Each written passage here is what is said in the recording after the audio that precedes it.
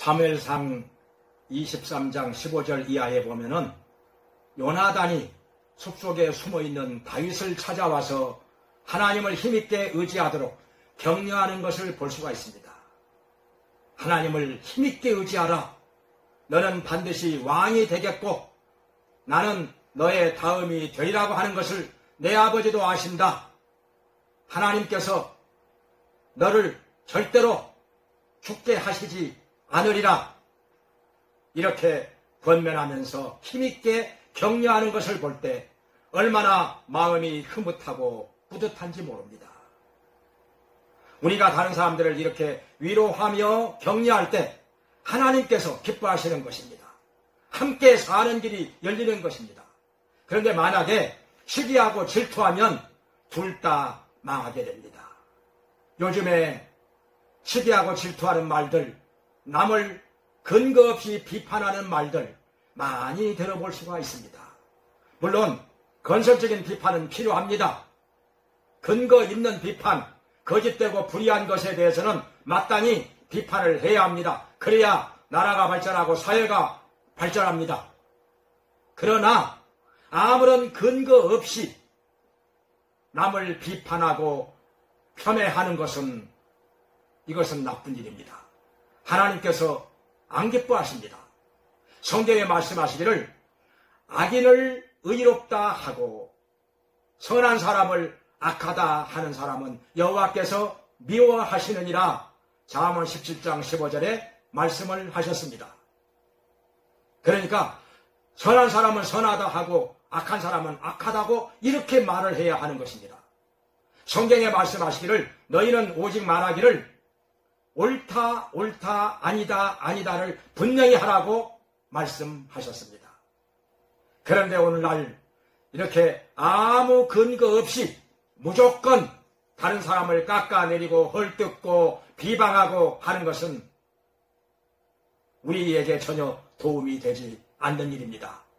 나라가 발전하는데 오히려 해악이 되는 것입니다. 이것은 삼가야 됩니다. 국민들도 분별을 해야 하는 것입니다. 사울 왕은 다윗을 시기하고 미워해서 죽이려고 했습니다. 그러나 그의 아들 요나단은 다윗을 보호해 주었습니다. 그리고 사울 왕 앞에 얘기를 했습니다.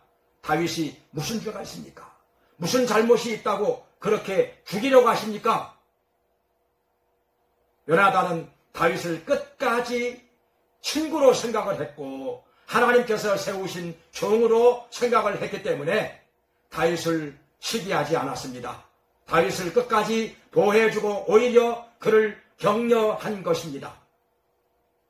삼국지에 보면은 주유가 나옵니다. 오나라의 주유라는 사람이 굉장히 지혜가 뛰어난 사람이고 전략이 뛰어난 사람인데 제갈공명에는 미치지 못합니다.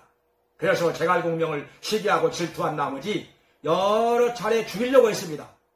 그러나 끝내 죽이지 못하고 오히려 그 시기와 질투 때문에 자기가 젊은 나이에 죽고 말았습니다.